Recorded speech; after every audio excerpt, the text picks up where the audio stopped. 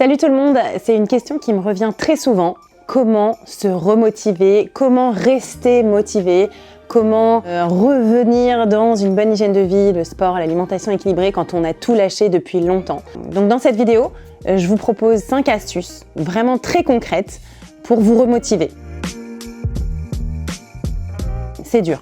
Je sais, en fait, c'est très dur quand on est dans une spirale de démotive. On se sent crevé, donc on fait rien. Et comme on fait rien, on est encore plus crevé et on a l'impression que c'est impossible de s'y remettre. Et quand on essaye de s'y remettre, on se sent nul en sport ou même l'alimentation équilibrée nous paraît fade, peut-être sans goût, chiante. Et du coup, en fait, on a vraiment cette impression de tourner dans la spirale, dans le fond. En fait, on est aspiré par le fond. Je sais, je connais, je l'ai vécu. Ça m'arrive parfois de lâcher. Donc, on y va, étape par étape. Comment est-ce qu'on se remotive? Et scientifiquement, c'est prouvé, ces 5 étapes-là qui reprennent, en fait, qui vont pouvoir vous remonter notre niveau d'énergie et vous redonner envie de vous y remettre. La première chose, c'est de reprendre la base, l'éducation, finalement, le savoir. À quoi ça sert? Quels vont être les résultats d'une meilleure alimentation et d'une hygiène de vie? Juste revenir à la base, en fait, scientifiquement. À quoi ça sert? D'être en bonne santé. Le sport, l'alimentation équilibrée sont les meilleurs remèdes à tout. À tout. Je sais, ça paraît un peu charlatan, tu vois, mais le sport, c'est le meilleur remède contre la dépression, contre la survenue de cancer, de surpoids, de maladies chroniques. L'alimentation équilibrée, surtout riche en fibres, c'est vraiment la source des meilleurs bénéfices en fait santé. C'est-à-dire que vos intestins vont bien fonctionner, votre estomac, votre foie, votre pancréas, et du coup tout votre corps va bien fonctionner. Vous allez avoir de l'énergie, vous allez avoir une meilleure qualité de peau, vous allez vous sentir mieux, vous allez mieux dormir. Rien que ça en fait, juste reprenez la base, ça sert à ça sert à aller bien en fait, ça sert à vivre bien longtemps, ça sert à mourir jeune le plus tard possible si vous voulez. C'est ça en fait la base. Donc reprenez ça en fait. Recherchez à nouveau sur Google si vous voulez. Maladie cardiaque, risque de cancer du côlon. Allez rechercher. À chaque fois, c'est le sport et l'alimentation équilibrée. Pour tout, le sport et l'alimentation équilibrée sont les meilleurs remèdes à tous vos problèmes. La deuxième étape, c'est de vous sentir compétent, capable. Vous êtes capable de reprendre le sport et de manger équilibré. Tout le monde est capable. Tout le monde, n'importe quel être humain est capable de faire du sport régulièrement. C'est pas d'aller courir 10 km demain, bien sûr, mais juste de faire du sport même 5 minutes dans la journée, même juste monter les escaliers en fait. Déjà, si vous montez les escaliers à chaque fois que vous en voyez, tout va aller mieux dans votre vie. Vous allez vous sentir plus alerte. Oui, ça va être dur. Ça va être dur, vous allez galérer les escaliers, vous allez transpirer, vous allez perdre votre souffle dans le métro, dans les transports en commun, dans le bureau où vous travaillez. Oui, je dis pas le contraire, le sport, c'est dur, n'importe quel sport. Mais par contre, à la fin des escaliers, vous allez vous sentir hyper bien, hyper content de l'avoir fait finalement. Et chaque jour où vous ferez, vous vous sentirez de mieux en mieux. Donc vous êtes capable de faire plus d'activité physique. Vous êtes capable de vous couper 3 tomates, 1 carotte et de les mélanger à du riz et d'avoir une alimentation équilibrée. Vous en êtes complètement capable. Même si de temps en temps, 1 jour, 2 jours, vous ne mangez pas ultra bien ou vous ne faites pas de sport. Tout le monde est capable d'avoir une bonne hygiène de vie. Personne n'est pas sportif ou nul pour bien manger ou vraiment coach potato comme on dit. Personne. Tous les êtres humains sont faits pour bouger, pour faire du sport, pour marcher. Donc tout le monde est capable de le faire. Vous êtes capable de suivre toutes les vidéos de sport que vous voulez. Même moi, quand je suis des vidéos de sport parfois de gars ouf, je fais pas tout. J'arrive pas à tout faire. Et alors, ça fait pas de moi une nulle ou une non sportive. On est tous capables de bouger. Vous connaissez l'intérêt de faire du sport et de bien manger et vous êtes capable de le faire. La 3e étape, c'est de vous trouver une communauté. Réelle ou virtuelle, on s'en fout. Mais trouver du soutien chez des gens. On est des êtres sociaux. On a besoin de se sentir soutenu, aidé dans une communauté bienveillante. C'est indispensable. Et bien sûr, moi j'ai une communauté, mais c'est pas du tout de ma communauté Body by Lucille, donc je veux forcément en parler là. C'est juste n'importe qui. Ça peut être 3 voisins, ça peut être 2 de vos collègues, ça peut être 2 anciennes copines avec qui vous faisiez du sport avant, que vous avez retrouvé sur un réseau social, genre Facebook, et vous leur dites allez, on s'y remet, même si c'est virtuel. Par exemple, il y a des applis connectées, pour pas les nommer, style Strava, où finalement vous suivez des gens, même parfois c'est des anciens copains que vous n'avez pas vus depuis hyper longtemps, rien que de les voir faire du sport, hop, ça vous remotive.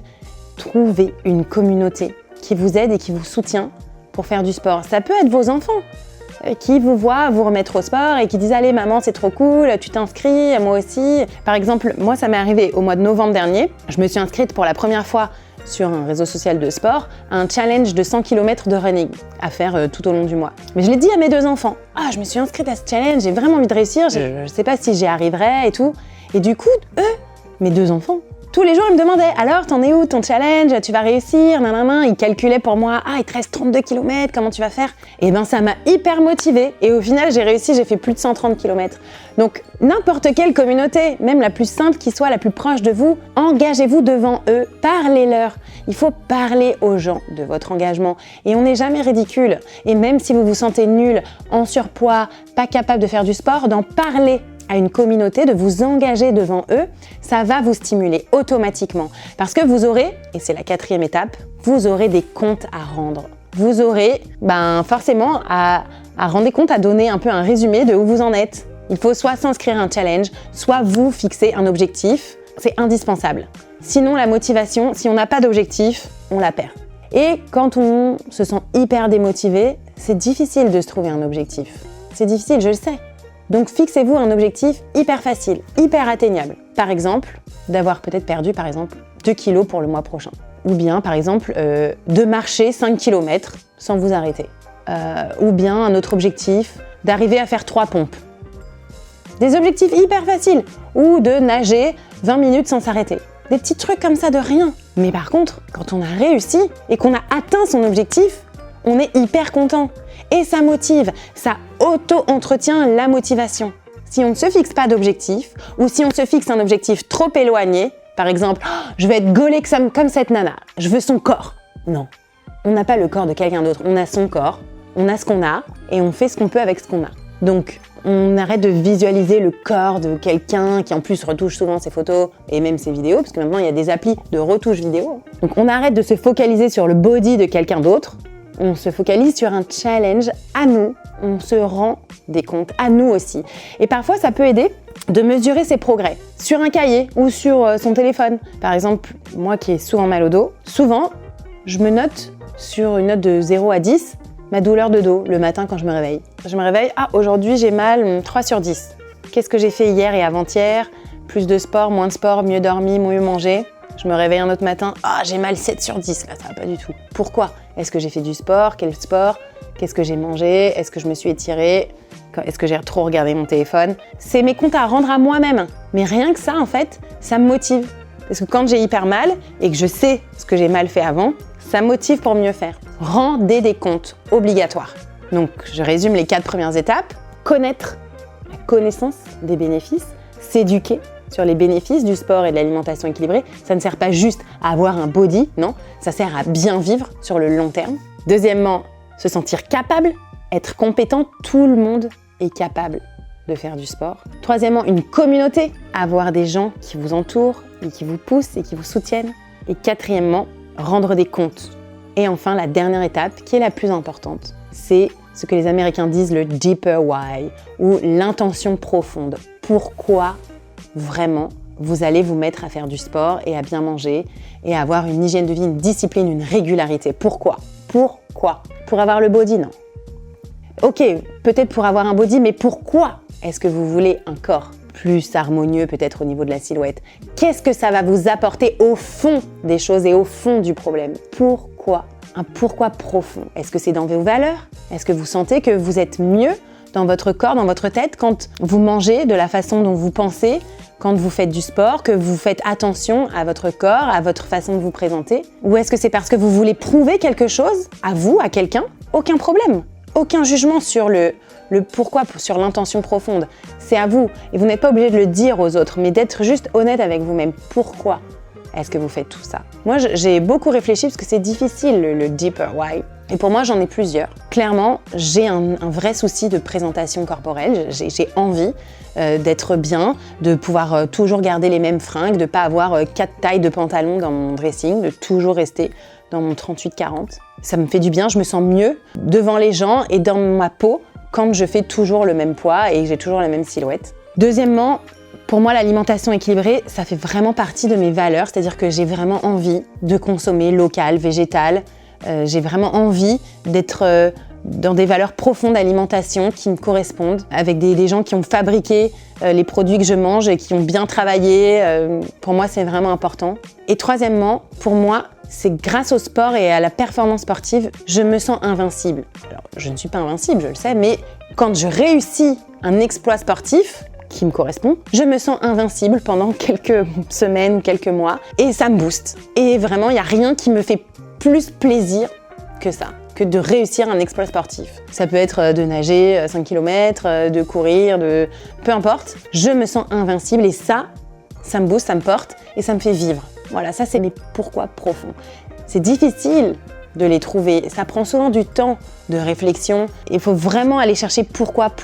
Mais quand vous l'avez trouvé, tout prend son sens. Et vous ne faites plus du sport pour le body ou pour j'arriverai jamais à ressembler à ce corps-là, j'aurai jamais le ventre plat de cette meuf, ça me saoule, j'arrête. Non, quand vous avez trouvé votre moi profond, votre pourquoi, votre intention réelle, vous n'avez plus besoin de vous comparer aux autres.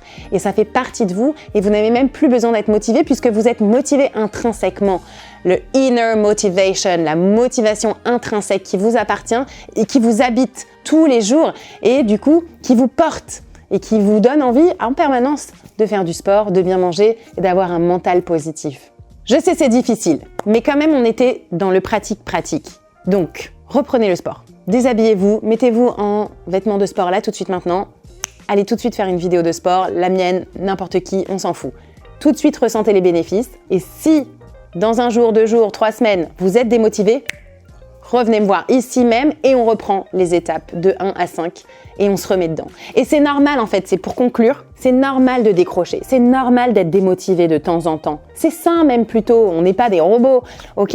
Donc c'est normal de temps en temps de décrocher du train et justement c'est de cavaler derrière et de se raccrocher qui fait que hop, on se remotive et ça refait du bien et on ressent les bonnes sensations et on arrive à comparer à comment je suis quand je suis down et que je fais pas de sport et que je bouffe mal et comment je suis quand je fais du sport et que je me sens bien et du coup on a de plus en plus envie d'être dans le haut de la locomotive. Merci d'avoir suivi cette vidéo, j'espère qu'elle vous a remotivé, c'était le but. Come on, motivation! Merci de m'avoir suivi. Abonnez-vous à ma chaîne YouTube pour rester ultra motivé et allez suivre la communauté Body by Lucille qui est ultra motivante, soutenante, bienveillante, tout ce que vous voulez. C'est les meilleurs. Allez, salut!